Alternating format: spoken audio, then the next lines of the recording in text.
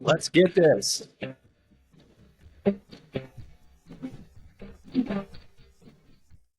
All right, little intro music to lighten the mood today. Ram, Real Estate and Mortgage. We're here bringing you another expert in the field. Question for you. Are you a real estate expert? Most people aren't, not many are, but fortunately we do have some that are. At Ram Real Estate and Mortgage, we bring you experts in their field and want to educate, inspire, and share successes from these experts. Like and subscribe to get all the latest. Today, we have Todd Allen, Utah's home finder. You might have seen Todd's great social media memes, and we'll share some throughout the videos, the podcast today here. Some pretty incredible stuff. Todd's going to share a few things today. He's going to share a few things to look for in acquiring your perfect home, if there is such a thing. He will also share a few items on what to do when listing a home and what not to do when listing a home. Todd, good morning. How are you? Great. How are you doing today, Craig? Not too bad. Bright and early on a Tuesday morning, 9 o'clock. Tell us a little bit about yourself. Well, I have a wife, a few kids, a few grandkids. I love the outdoors. I love life. I love life, Craig. I hear some fishing stories. Yes, most of them are stories. Yes, I caught a fish this big. Of course, the screen isn't big enough for me to do that. I caught a fish this big. Yes.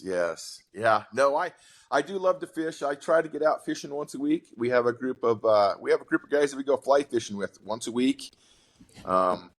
And the more the merrier. I mean, if any of you guys out there are fly fishermen or fly fisher women, we'd love to have you. We go, we fish the rivers in the wintertime. We fish a lot of lakes in the summertime with float tubing, and just a passion. We have anybody from, I bet they're age 40 to 90. Wow. We have a couple old guys that come out and seem to have a good time. Some of those, shocking machines just in case. There have been a few times we thought we're like, we better make sure they're okay.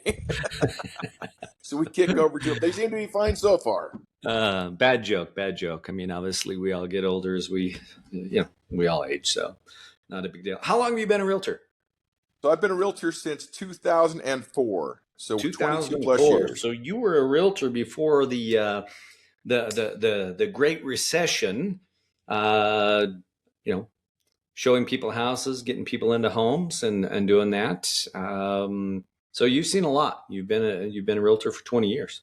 Yes. 22 years. 22 years. Yeah, I've been a realtor for a while. I've seen, as soon as you think you've seen everything, though, then you see something you haven't. But I've seen a lot. Well, that is true. That is true. Yeah. Just wait. It's just like Utah's weather. You'll get 4 seasons in one day, just like a real estate agent in Utah. You'll see all things. Just give it a minute. Give it 5 minutes. We'll see something different. Yes. Let's see here. Todd, what do you see in the market for buyers right now? So right now I see, my thoughts on that are I think that it's actually a great buyer's market because I think the sellers, how can I put this? I think the sellers, there's not as much competition.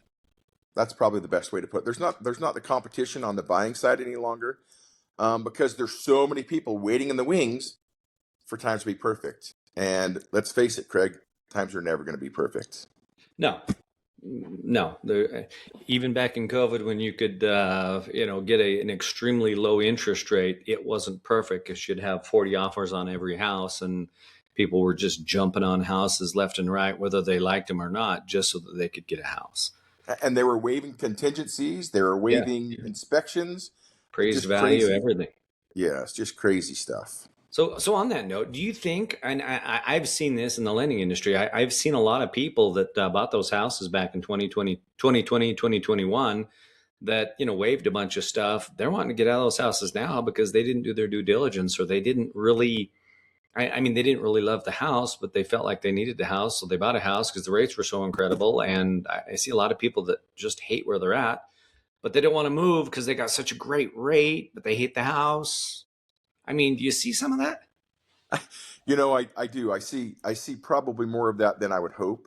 Um, and like you said, it was a thing. Bam, we need to get this done. Look where rates are. This house, and then they waive their due diligence. I've had a few inspectors talk to me about people waiving, like for instance, waiving meth tests.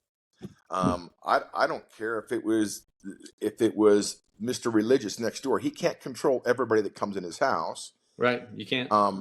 And so I've had inspectors tell me that they've had people that have purchased these homes during that time frame and waived the appraisals and waived the inspections and all that other stuff. And they have now gone in and they've tested positive for meth, costing them tens and twenties of thousands of dollars to have that remediated. Wow. So my sister bought a house. I'm just going to share this story real quick. And it was kind of in one of those religious type settings. Actually a really good family they bought it from. They did an inspection. They had a meth test, which, by the way, when you're doing an inspection, typically the meth test is typically included in the cost of the inspection. So don't forego that. It's always something that you should probably do, in my opinion. But the house came back under the state legal limit for not having to disclose or have the house shut down or put a red sticker on the door and nobody can be in there. But it really brings up a question. And I, as the older brother, wanted to kind of protect her and look at it. And so I talked with the inspector about it. Said to the inspector, so I mean, this is like 0.07 or whatever the case is. And I think 1.1, or I believe is what the state limit is, or 1.0 parts per million or something like that. So I talked to the inspector about it and I was just like, hey, tell me about this. Does that mean someone was cooking math? Does that mean someone was, on a regular basis doing something? And he said this, no. Matter of fact, it could have been somebody who might have had a friend or something that came over that had smoked at some time that day, or they were even standing at a garage and did something and it was on their shoes and they walked in the house and the particles actually will immediately spread out through the house, go through the ventilation system. So that minute amount that we actually saw could have been literally someone getting in and out of a car of somebody who might have done something like that. Yeah. Doesn't mean that the family was bad. Doesn't mean the people were bad. It just means it is the testing is so finite and so accurate that they can really, really see if anything has ever happened there. Yes. Funny thing is, then he brought up a point. He said, "I'm afraid that if I tested most realtors' car floors, that they would test positive for meth as well." And I was just like, "What?" And he's all, "Yeah, because." Look at it this way. A lot of these realtors are going around showing all these houses. They don't know if there's meth in it or not. They're walking through the house. They might walk on the carpet. They might walk on, downstairs. They might step in a little bit of dust or something like that. They get in their car. They go to the next house. They probably can't even identify which house it was. But if I tested most realtors' cars, they would probably test positive for meth. And that just blew me away. Yeah, I've never thought of that. That yeah, I'm gonna have to start scrubbing my floorboards. I'm scrubbing Yeah, out my I never thought truck of on a that. regular basis. On those same lines, Craig, I had a nephew that we sold a house to. Very religious kid. I would tell you that he that's not his lifestyle. He had four young kids, and we went to sell his house probably 5 years ago. And the buyer, and when we sold it to him, it had been newly renovated, so he opted not to have that meth test done. Right. When we went to sell it, the buyer had a meth test done. It was actually condemned, Oh, and wow. he had to have it remediated. And then all the remorse come back to him. He's like, I've raised, and as kids were still younger, I think the oldest one was probably 7 at the time, but his mindset was, my kids have been subject to this now for 5 years, Yeah. and that's what really hit home with him is his kids. And so Well, what's the cost of an inspection that includes the meth test? Isn't it, I, 375, yeah, 400, 450 yeah, bucks? and I think that's kind of at the most I would think, I mean, I mean, obviously that's that's kind not of my area standard. of I would expertise. think that you'd want to do that specifically in this situation where the remorse and the guilt comes back on him that he didn't have it tested, and 5 years later he's selling it, and the house was enough on it that Yeah. the Oh red tag yeah. got put on the door. That's, Yeah. Oh yeah. And he, and like I said, I mean, the that's a big thing, lot. it was huge. And the big thing was he was just his kids, and I said, look, there's nothing we can do about that now. Let's move forward. And ever since that day, I highly, and I've always recommended them, but I almost, I make them sign a waiver if they don't have that done because I Yeah. don't want that ever coming back on me. That's a good call. I know we asked about, what the market looks like for buyers, and we kind of got off on a tangent on meth and whatnot because it is kind of it is a problem. But for buyers right now in the market that you're seeing it as kind of a buyer's market. There's maybe a little bit more inventory than there was last couple of years, of course. Sellers are definitely willing to participate typically in seller concessions or help with some closing costs. But from my experience in looking at this, I see that in a couple of different ways. I do see in the lower priced homes in that 450, 500 range, you see a lot more willingness. But when you get up into the higher loan amounts or higher purchase prices, are you seeing it as much there? I'm not seeing as much But generosity, so to speak, in the higher houses. so Am percentage I wrong? wise, no. Percentage wise, I think you hit the nail on the head. I mean, in those entry level homes, we can typically get back 2 to 3% towards closing costs. Right. In the higher end homes, no, we're not seeing that. Well, in truth be known, on a higher priced home, let's call it a million, million and a half. I mean, 3% on a million and a half, that's an awful lot of money that, as a lender myself, I would have a hard time trying to figure out how to allocate that money so that the buyer didn't pay too much if they're having those kind of concessions, just because, it is a little bit disproportionate sometimes. Costs are kind of a percentage, but they're still kind of fixed at, are you Yeah, 1.5 million, 3% versus, $400,000, 3.5%. I mean, there's a lot of variable there. I guess you could use it to buy down the rate and help the client out on a higher priced home. But I just don't think you're seeing the concessions on the higher priced homes as much as you are on some of the lower priced homes. no. You're typically, and for the most part, Craig, those people that are buying those higher priced homes, they don't need the concessions like the entry level homes They do. don't Typically, need, but doesn't yes, mean they don't want. no, that's true. That's 100% true. And if you've ever And tried to negotiate a sales contract with a higher priced home, you know what I'm talking about. yes, No, yeah, Todd, we're not going to give you that percentage. We're going to lower that down. yes, yeah. No, and that's true all across the board. I mean, let's face it, Craig. It's their hard earned money. No matter how you look at it, whether it is the entry level or it is the $1 million plus, it is the seller's high. It's their money. It's their hard earned money that they've had to, by whatever means. Let's be honest. None of us want to give that away. No, no. And You of know. course, my house is much better than my neighbor's house, and it's much more valuable because I live here. Yeah. Well, and it's much more valuable to the tax assessor, to the No, tax no, guy no, than it no. is When to it any comes of to the us. tax assessment, my house is the worst on the whole entire block. Yes. Yes. I need a rebate. Yes. What That's about how I sellers? feel. What are you seeing with sellers right now? I mean, the inventory is up from what it has been the last several years. What are you seeing with sellers? Well, honestly, I think sellers need to have a hard reality check. I hate that sounds harsh. I'm Craig, you've known me for quite some time. I'm pretty straightforward. Yeah. I think there are a lot of sellers that they think their home is worth more than it is. I think that's why our days on I think that's helping to contribute to our days on market is that the price reductions coming down, and then as you reduce that price, you can only reduce it a couple times, and then it's shop worn. Everybody's seen it on the MLS or on their Right. wherever they're going to see it. I do think that if you're priced right, and let's be straight, the market dictates whether you're priced right or not. No doubt. It doesn't You matter what know, you bought it for, what you put into it. Market price dictates what you're going to be able to sell your house for.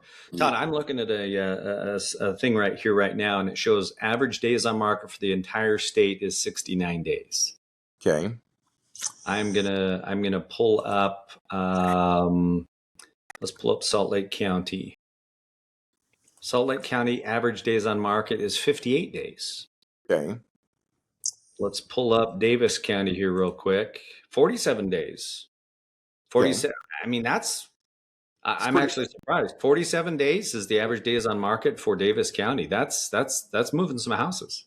Yes. Yeah. And like I said, I think that it's because they're priced correctly. Like, what I mean, I don't have Utah County, 69 days. Yes. And there's a lot of people down in Utah County. Must be a little bit more inventory down there, maybe. Yep. Interesting. All right, just for kicks and giggles, let's look at Summit and Wasatch. Oh, Summit, the average days on market at 2.7 average list price is 87 days on market. Okay. Wasatch, 98 days average on market with a 1.8 million average list price. Interesting. All right, we'll quit playing with statistics there. But, I mean, for the state, average days on market, 69. If we took out some of these outlying areas, not everybody's buying a $2.7 million house up in the Park City area. But if we took Utah County, Salt Lake County, Weber County, Davis County, average days on market there, you're probably in that 54 day range as an average between those. I mean, that's not really a long time. That's pretty much a balanced market. Yeah. Which means that it's not, obviously it's not a seller's market. It's not a buyer's market. It's balanced. So that, and that's best for everybody in all reality. Right. Because the people, they can argue and say, oh, I'm a seller. It's not better. But if you're buying, it's the same. You know what I'm saying? Craig. Well, if you're a seller, you're typically going to be a buyer as well. Yes. Yeah. Right. Yeah, exactly. And that's my thing. And then it's the same as it always balances itself out. You've been in it long enough too to know that it's always a balancing act. Interest rates go up, house prices don't go up quite as fast. They still go up, just not quite as fast. Or they stagnate and stale, and they there's only one time in the last 32 years that I've been doing this that I saw price reductions, or not price reductions, but home values considerably drop. That was 2008, 2009. I like to say corrections. Corrections. Thank you. I like that. And by the way, in 2008, we were overbuilt. We were building and had more homes than we actually had the need for. Supply and demand was off kilter. Right now, it's just the opposite. We do not have enough houses. We need 4 million houses in the United States to catch up to where we need to be. So there is typically going to be a shortage of homes. And in Utah, there's a lot of people that move in here. There still is a shortage of homes. Well, now let me ask you this. I mean, obviously, since 2008, we've seen a trend where there are an awful lot more townhomes and condos than single-family detached homes. Yes. I mean, if you went on the MLS right now and put 400,000 to 500,000, I would think 75% of those homes, and do Salt Lake, Davis, Utah County, I would think that 75% of those homes are all going to be townhomes and condos. Townhouses and condos, yes. I feel that a lot of that too is this younger generation, Craig. I don't know how many of them want the yards, how many of them want to take care of those things. There are a handful of them. I mean, right. Some of my kids' friends, that's what they wanted, the third acre. They wanted things like that. They wanted to have that sense of what's the terminology? I want to turn up my radio as loud as I can in my garage and scream at the top of my lungs and pretend like I'm doing karaoke. I don't want my neighbor pounding on the door with the wall with the broom. Shut up. Or jumping on your ceiling on their floor. Yeah, on the condo. Exactly. Yeah. Exactly. That's funny. So, yep, there's a lot of that, So let me ask you this. Okay. Go ahead. I cut you off. My apologies. No, we're good. What do you think is the single most important thing to do when wanting to purchase a home? I think the first most important thing is to get qualified. Get your finances straight. Make sure get that your there's finances the in order. ability. Yes, get your finances in order. That way we know what we can qualify for, but we also know we know our max, but we also know what we're comfortable with. Right. There's a lot of people that go right to their max, and I don't think that's necessarily a good idea. I think that you need to be comfortable. Well, when they go right to their max, they're pretty disappointed sometimes. No, that's I mean, just that's think about it. I mean, back in 2003, I bought a house for, what was it? I think it was $260,000. By 2008, of course, it had just dropped. I think the value was somewhere around 480 to 490 at that time. 5 years to the future of that, the house was worth 750,000. It's worth 850 or 900,000. That Craig, we can go back And to if I kept that house, there's $600,000 in equity that I just created. Yes, those Or people more that based on payments being made. those people that dumped their house for COVID during COVID. I said, look, just hold on to it. It's going to come back. That they lost a ton of equity by dumping that, and now they're like, holy crap. I heard a statistic yesterday that the average American homeowner has $128,000 in equity. That doesn't mean obviously everybody has that, but the average is $128,000 in equity. Well, Craig, if you think about that, if you bought the average home in Utah, the median price at $560, right? Appreciation only is going to have you that much equity in what, 5-6 years? Well, let's just take 3% times 500,000. That's 15,000 a year, minus whatever payments you're making as well. I mean, it's about a $20,000 savings or equity build that you're doing on an annual basis. If you take that 500,000 and bump it up to 5% appreciation, that's 25,000 minus or plus the amount of payments you've made against the house. That could be a $30,000 savings on an annual basis. I don't know many people that are at work that can actually put $30,000 aside on an annual basis, whether it's in your 401k or not. If they are, then I'm in the wrong profession. Get me a job. So the number one thing that you want people to do is, before they're jumping in the car wanting to go look at homes, they definitely need to be qualified. Yes. And obviously you have ways to do that. Obviously a good solid lender is always a good thing. I always find it funny when clients, they call me, I do a pre-approval for them, and I call them back and say, okay, I've got you approved. You're approved for $650,000. Oh, well, I don't want to go that high.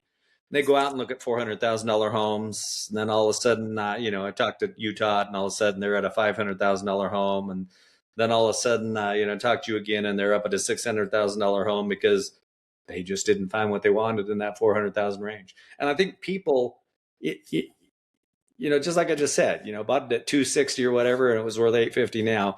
People just have this warped perception sometimes that I can go out and just get this screaming deal. But the reality is, I don't know about you, but I don't know that there really is any single family detached houses less than about 450,000 in the state, or at least the 5 major counties that we're in. There's really not, Craig. And if there is, they need quite a bit of TLC. They need some serious work, yes, which there's a lot of investors. I have done flips ourselves. There's a lot of investors that actually would jump on those and see the value in them. That's interesting. Yes, yeah. You're right. I have one under contract right now in West Jordan for $460.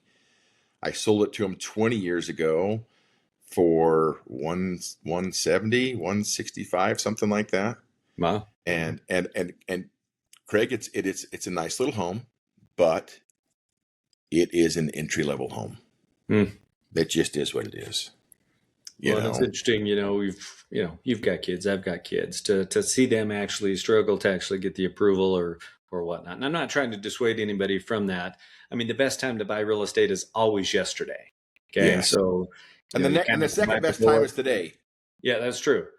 You always kind of have to bite the bullet a little bit and just do it. Get yourself a little bit uncomfortable. Make sure your finances work, but maybe it's one less latte down at the Starbucks, or one less weekend down at the bars. I don't know. So you can afford those payments. But another serious question here: is there such a thing as a perfect home? No, there Why? never will be. Well, here's another kind of maybe a little bit of a tangent. 20 years ago, I built my house. I was the general. Built my house, thought this is the perfect house. 6 months after I've moved in, Craig, I'm finding things that I'm like, man, I would have done this different. I would have done that different. Like that I mean, I darn would have contractor. I would have built a bigger garage. You know what I mean? Yeah. And and honestly, there's things we changed because we thought we'll make this house our perfect house. Craig, it's not perfect. It never will be. And that's one thing I tell my clients. Look, as soon as we find something that you like enough to put an offer in on, as soon as we get that offer accepted, let's stop looking, because you're always going to find something better. You're always going to find something you like more.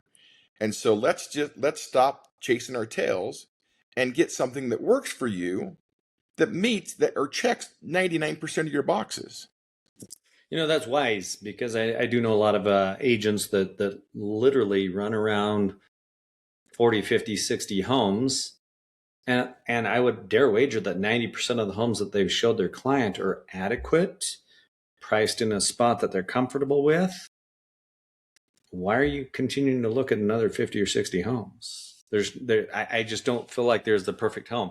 And I also think this, Todd, I think people get emotionally involved where it's got to just feel right. And I've got a lightning bolt come down and tell me this is the place. When the reality is this is not our last home. This is not the home that you're going to buy and live in for the next 30 years and die here and create your kids and whatever the case is. Sometimes you got to look at it more of an investment than just unrealistic expectations, I guess. This might rub some people wrong. We're not all Brigham Young. We're not going to be told this is the place. You know what I mean? Greg, you have to feel. There are times when some of my clients walk in, they're like, "Okay, this feels like home. Fantastic." Now, if it feels like home, let's make sure it checks your boxes. And then I always say, do not get emotionally attached to this property until we sign the papers, as in the loan docs, everything, right at the very end, settlement. That's when it's okay to fall in love with this house. Right. Because there's too many variables that can happen between putting an offer in that's accepted and signing on the dotted line and at settlement. Cool. Next question. Okay.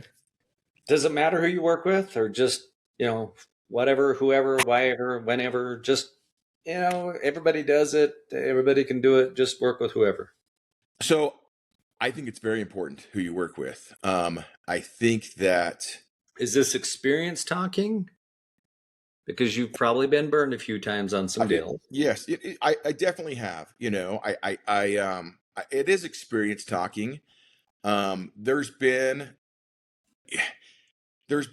times where, quite honestly, I've been on the listing side, and knock on wood, I've never lost anybody's earnest money. Okay.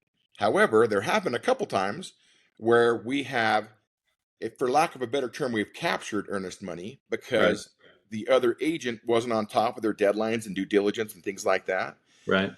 And so and at that point I try to be reasonable. I'm like, look, we don't want to gouge these people. It's not necessarily their fault, but we do want to be compensated for our efforts, the time we've been off the market, et cetera, et cetera. Right. I mean, they locked up a home for 30 days and didn't close on it. There should be some kind of the client can always sue, right? Yeah. Oh, yeah. In fact, Craig, before I was a realtor, I had a house in West Valley I was selling, but when I was getting ready to build this one, it went under contract. My wife, Bonnie, and I moved out, and we went to the settlement table, and it was at Sutherland Title, I believe is who it was at that point, where we went, and that's who my realtor recommended. So we went there, we signed. My realtor called me the next day, and she goes, "Hey, they didn't sign." I'm like, "What?" They said they didn't sign. So my wife and I moved back into the house. Mind you, we'd moved out. We moved back into the house. It was, put back on the market. 3 weeks later, the same people put an offer in on the house again. Oh, wow. And I was like, So my agent recommended that we up the earnest money because we already captured some earnest money. We upped the earnest money. And so we did. And so we took that offer again, which was kind of crazy, but we did. I mean, we were young. We took that offer again. Craig, we went to settlement again. And they didn't come in and sign again. And I said, are you kidding me? I looked at my agent and said, what is the next step we can take? And she said, we can sue them for non-performance. Right. So our agent got a hold of their agent. They went and signed the next day. Well, of course. I mean, do you know why they were hesitant on signing? They just got cold feet. That we were told by their agent they got cold feet lost twice. Money twice, and they're still yes. losing. Yeah, and like that was That was in 1999. Well, I know the earnest money is basically for damages, right? But it still doesn't alleviate, or it still doesn't take the ability from a seller to actually try to enforce a contract, even though they've kept the earnest money. Yes. And with that earnest money, yeah. I mean, you exactly. It doesn't make it whole. It doesn't make the seller or the buyer whole. Either way, it still stings. And at the same time, you do have to call the title company or the other agent, the other broker agent, and get the money. And sometimes it takes a couple of weeks to get that ironed out as well. Yes. Which is not always the cleanest. So now back to your original question. I'm Mr. Tangent. Sorry. Back to your original question. And then also when you're buying, you want somebody that's going to negotiate for you. Right. I just was going to list a house for a friend of mine, and I found out she overpaid back, and this was back in the COVID. She overpaid by $60,000 for this house. Wow. Gosh dang it, phone. Was that Avon calling? Yes, it was. But yeah, so she overpaid. So the house got listed at $70,000 below what she paid for it. Oh, wow. So she overpaid by 60 and the house was listed 70 grand less than she paid for it originally. Yes. Yes. Yeah. So she had a warm fuzzy when you told her that. Yeah, in fact, Craig, I'm pretty straight. She didn't list with me, and that's okay. And that's probably because I said, hey, look, you really got hurt on the buy, and I don't think she appreciated that. And so right. Just honestly, I lose some deals because I'm very straightforward and honest. So is the house still listed and it's been on the market for 120 days now? No, actually it was under contract within a week. Huh. Because it was priced right, so the other agent did do their job. So they didn't price it above what she bought it for. No, it was priced $70,000 below what she bought it for. So you gave her the truth and she listed with someone else. I just love this business sometimes. Yeah. It's just grand, isn't it? It's just grand. But yeah, so I've lost some deals for being candid. I've had people that have moved out of state. I've told them what they could sell their property for. They've moved out of state. They've went with another agent. They moved out of state. They came back and they purchased with me. It's because you're a good guy. I like to think so. I would like to think so. All right.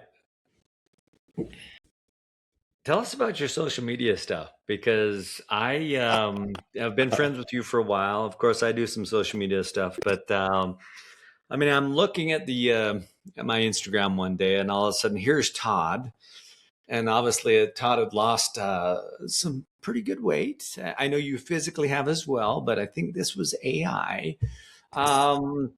I not only lost weight, but I grew 6 inches. You grew 6 inches and you lost some weight, and you're not a realtor anymore. You're acting like a chiropractor, and you're adjusting this guy by standing on his back, and all of a sudden you jump on it and the thing goes, and you say something to the effect of, I might not be a chiropractor, but I'm a real estate agent and I can get, I don't know.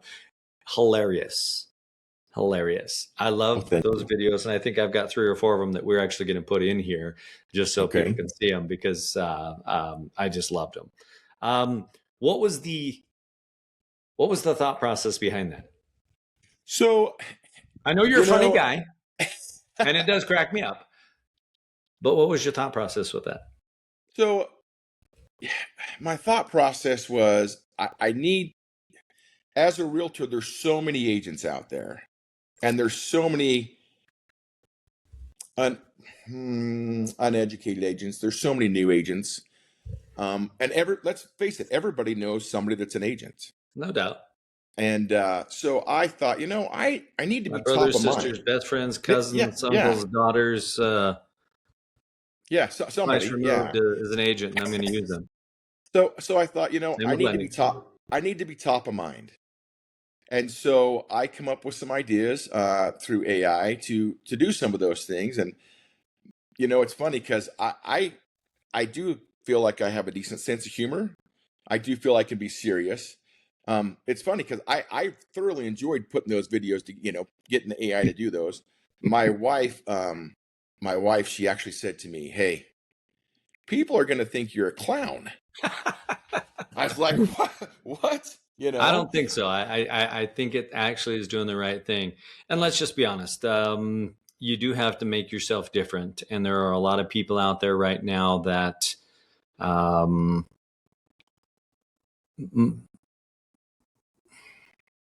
I want to be careful how to say this. There are a lot of great professionals out there that do a great job.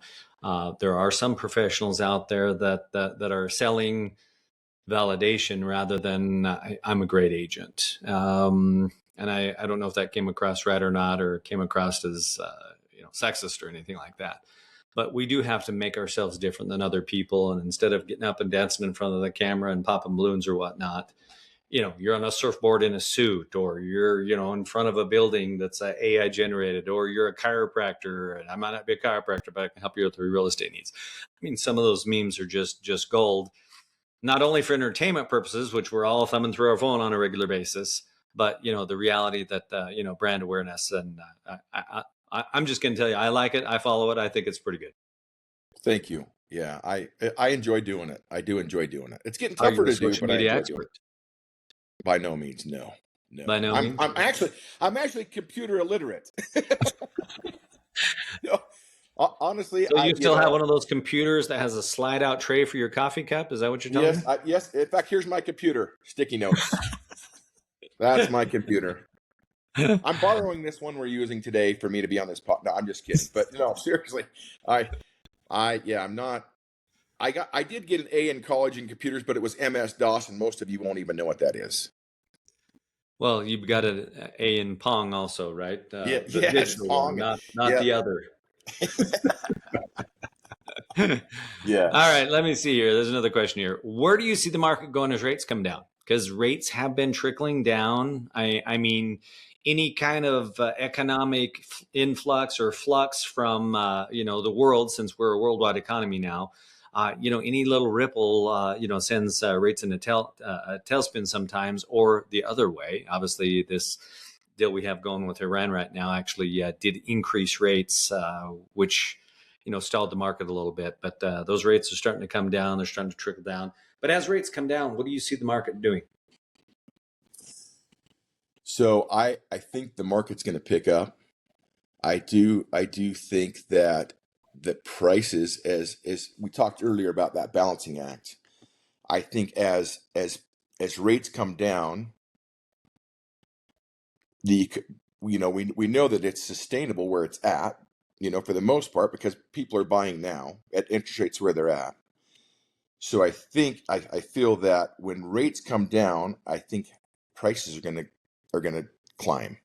Right. I do. I think that they're going to, and and quite Well, and we honestly, still have to realize that Utah does have people migrating into the state more than leave the state. So yes, I think aren't we at like a 7.3%? Last I I'm not looked, we were sure at the like a exact seven point three statistic, but I percent.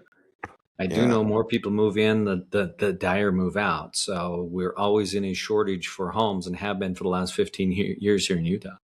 yeah. Last I looked, we were at 7.3% increase. And I think we were like, I know I believe we're in the top 10 of Well, we move-ins. only have 100% more to go to get to the same population status as California, Yeah, although they're yep. losing They're losing in the teens percentage on an annual basis right now. Yeah, that's what I Florida understand. gained 21 million. Was it 21 million? Yeah, 21 million households. Maybe that stat isn't right. I'm thinking here. So maybe that was just dollars. Maybe it was a 21 billion. 21 billion in okay, that's what it was. It was 21 billion. But there was a large exodus of a lot of states going to multiple states. Idaho, Utah, Texas, a lot of different states. Florida was the top where they were receiving a lot of migration into the state itself.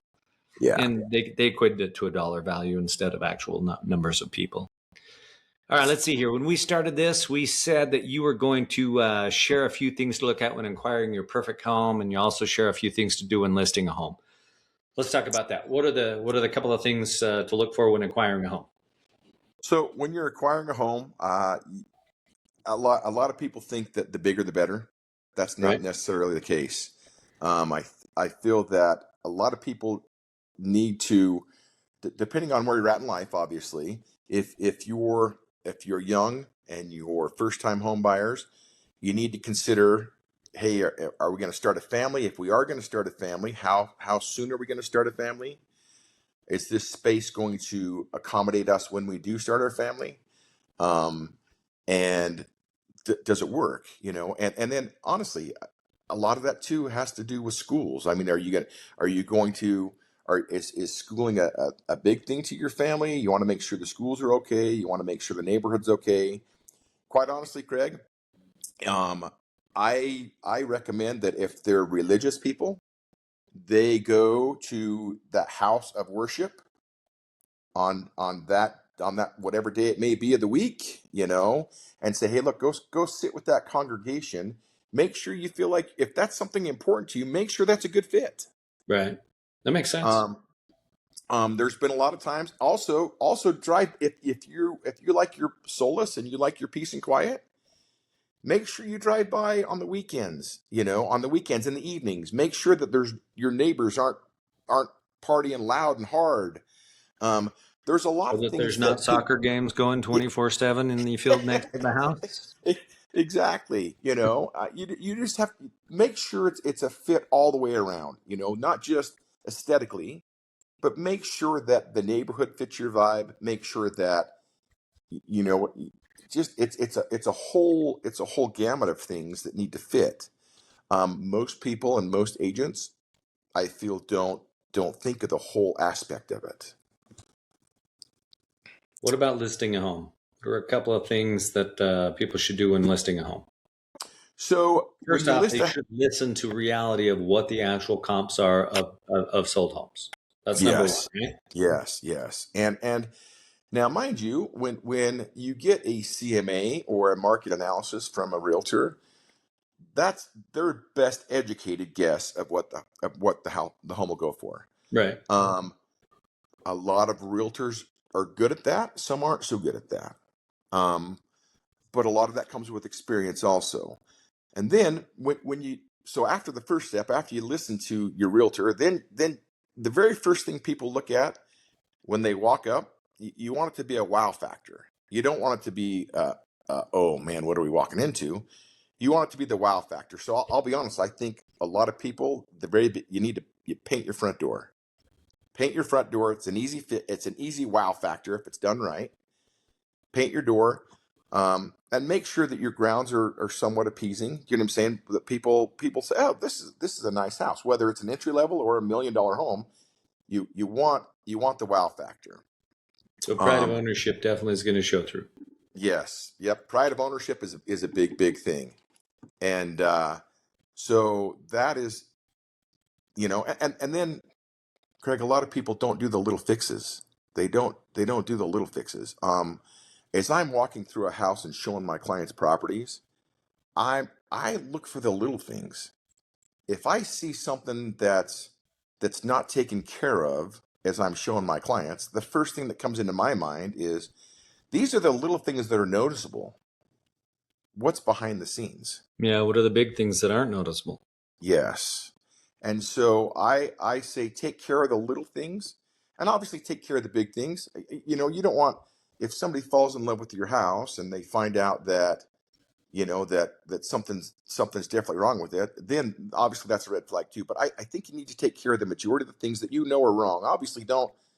It's not even a bad thing to have an inspection done. You know, Yeah. um, I don't feel most people need to, but if you're concerned, have an inspection done. Have an inspector come out for that $300 or $400, and he can tell you, hey, look, these are things that are going to be flagged. So that's not a You bad know, idea. I yeah, mean, I work with a couple of appraisers that do like to do pre-appraisals on houses as well. Not pre-appraisals; they do appraisals on listings, just so they know what the comps are and everything like that. Kind of helps them price the home in the right spot. But having an inspection so that you can know the things that the client is going to actually say or they're going to have on their inspection as well.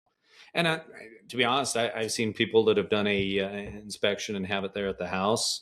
I've seen buyers at times actually not even get an inspection because they're basically believing that that inspection was done in good faith and that that's something that they can actually rely on. yeah. But I'm always going to recommend have your own inspection I'm done. always going to recommend the Yeah, inspection. Get your own. because yeah, because there's people catch different things, you know, all the time. You know, they're all human. We're all human. You know, we Well, can case make. in point, my daughter just bought a house. Um, they did a inspection on move-in day. They moved in. Let's see, they had a plumber coming by because of some water issue or something like that. But the minute he walked through the door, he's all like, "You've got a gas leak in your furnace."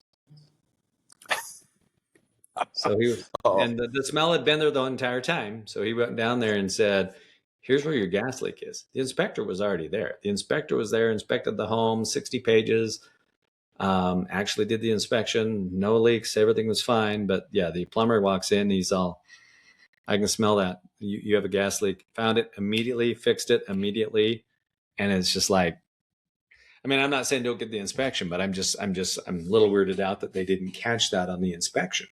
yes, yeah, and So, like I like you said, said, it's not perfect, but an inspector's job is to actually tell you what possibly is wrong, what is wrong, what potential red flags there are, and what future possibilities there are. yeah, and keep in mind when you do have that inspection done, you're paying them to Yeah. find everything they can find. That Oh, doesn't mean absolutely. everything needs to Why be get an inspection fixed. if they don't find anything wrong? Yeah, yeah. So that doesn't mean every little thing needs to be fixed. That's they're just sometimes I feel that they need to justify why you're paying them. So hey, here's a chip of paint right here that's missing. You know, but nonetheless, you know they're attentive if they've done that.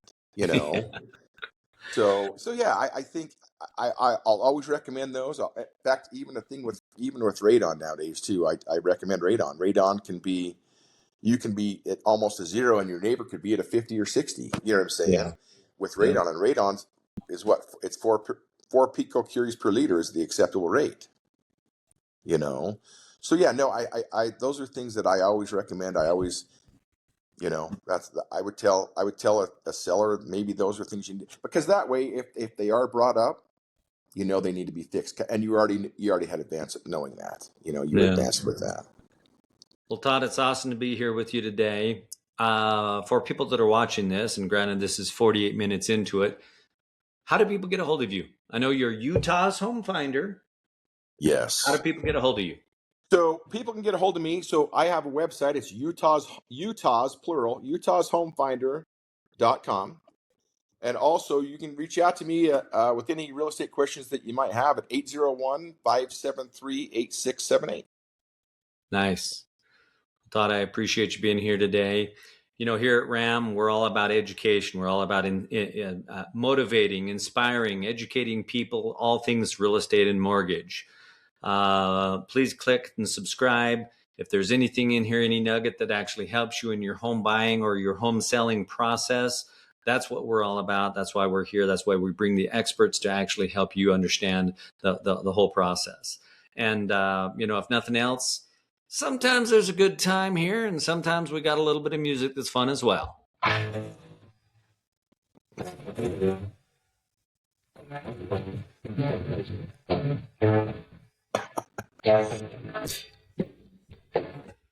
All right. With that, I do appreciate everybody. Like I said, click and subscribe. Ram, Real Estate and Mortgage. Thanks for stopping by.